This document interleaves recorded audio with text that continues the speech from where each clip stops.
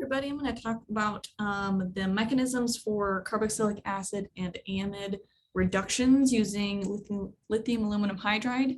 So when we're starting out with these, they're a little bit different than the other kind of substitution and addition reactions that we've done with esters, acid chlorides, aldehydes, ketones.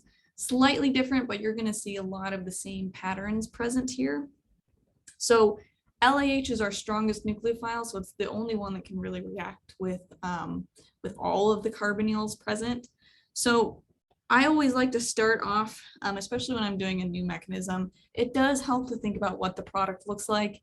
And you're not expected to know these mechanisms, but I'm telling you about them just in case it is helpful to you. I know a lot of people like to work with mechanisms, which I totally agree with.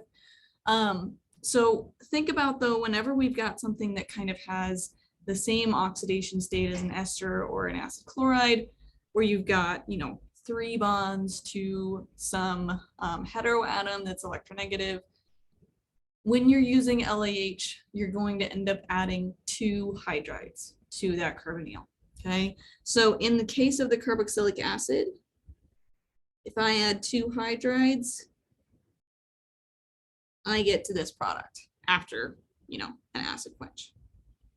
So I forgot to write it. So we're going to add 2 hydrides. So we need to think about how all that happens. The first thing I need to think about, LiAlH is always going to be a very, very good base. It's a very strong base. It's not an acid. It does not give protons. It gives hydrides.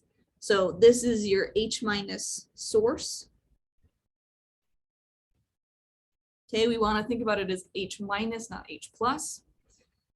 And whenever we're dealing with something that has an acidic proton, like a carboxylic acid, then we need to do an acid-base reaction very, very first. Okay. All right, so I'm going to start off with LiAlH4 minus. Oops. Okay, and I'm going to use that hydride. So the hydride is going to go grab that H and deprotonate my carboxylic acid. So any of the nucleophiles that we've been using, that's going to really be my first step. So now once I get here, it's really the carboxylate anion that is my carbonyl nucleophile, because this is going to be the fastest reaction. So now once I've gotten to my O-, now I can have an equivalent of LiAlH come in that's actually going to add. Okay, so this step looks very similar to the organolithium addition to carboxylate anions, where we end up getting 2 O-. And we've added 1 hydride so far. But we need to keep in mind that LiAlH is a very, very different reagent than an organolithium is, because once I give away one of those hydrides on LiAlH, then I'm left with AlH3, which is still quite reactive because I still have less than an octet worth of electrons on aluminum, and I still have an empty p orbital on aluminum that can take electron density in it.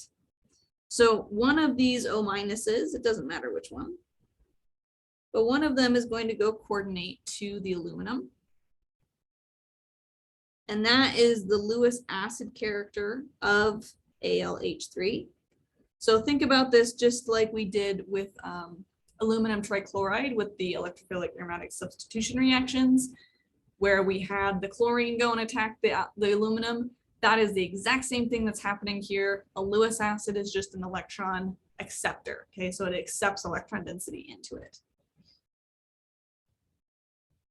So then I've got 1 O- and 1 oxygen that's attached to aluminum.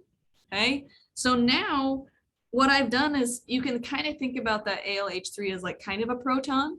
So I kind of have a leaving group like an OH- or an OR- type of leaving group here, which in basic conditions are okay. So then I can reform my carbonyl, kick off that new leaving group. Okay, so this is my good leaving group.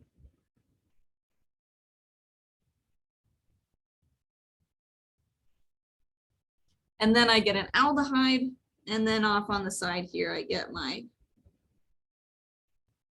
leaving group. It looks like a crazy leaving group because I've got so many negative charges on it, but really just think about think of it as an OH minus or something like that. Alrighty. So the difference here between the lithium aluminum hydride and the organolithium is the organolithium does not have the ability to be a Lewis acid upon reaction. So once we get rid of a hydride, then I form a Lewis acid, which can coordinate to the oxygen. That's why we can actually get rid of this in organolithium. We cannot just have an O2 minus leave. That is a really, really bad leaving group. But an O minus, that's not so bad. Alrighty, so then now that we've got an aldehyde, we are certainly still reactive. So then we can have another equivalent of hydride come in. So this is our second now.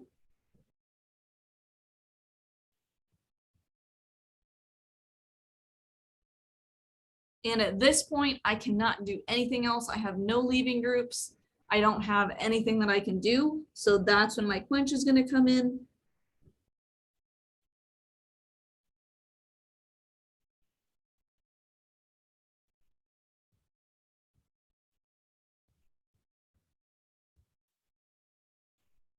And then I get to my alcohol.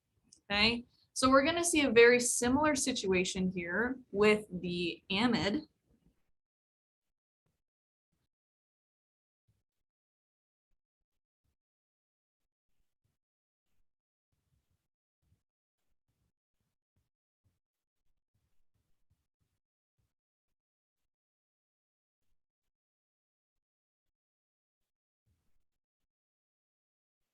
Okay, so in the amide case, I'm still have the same kind of oxidation state where I've got 3 bonds to electronegative atoms, and I'm still going to add 2 hydrides to that molecule.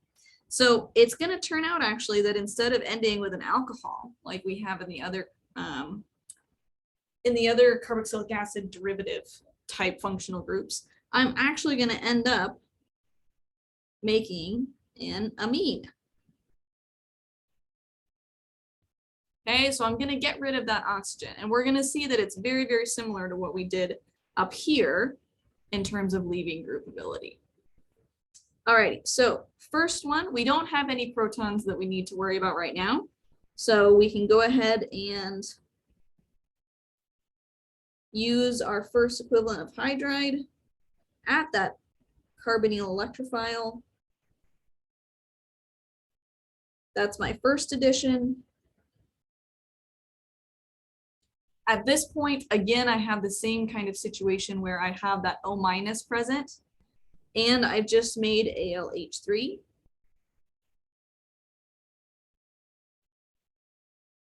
Okay, so I can go ahead and add that oxygen to the aluminum.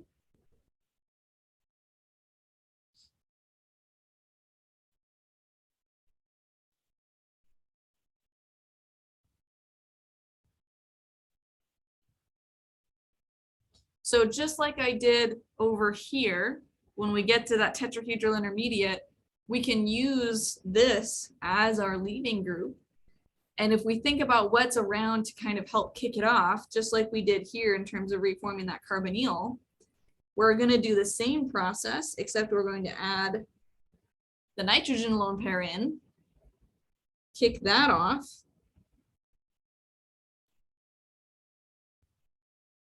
And then this nice little structure is an iminium ion. We're going to talk about these this week, actually.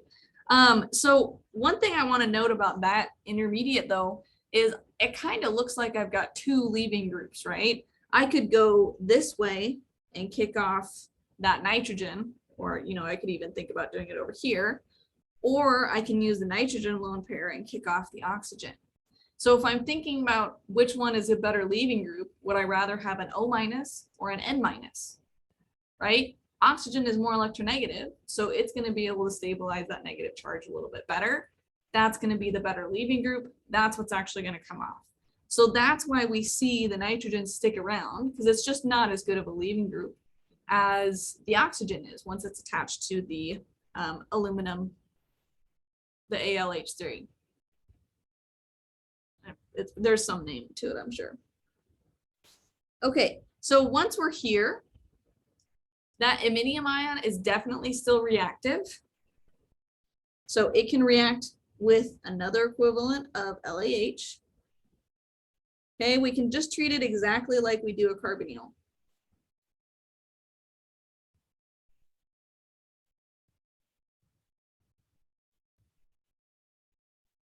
And now we've gotten to the amine. We gave the nitrogen lone pair back, and we're pretty much done. Okay, so the only thing that this acid is actually doing in this particular case is it is just quenching the LiAH, really.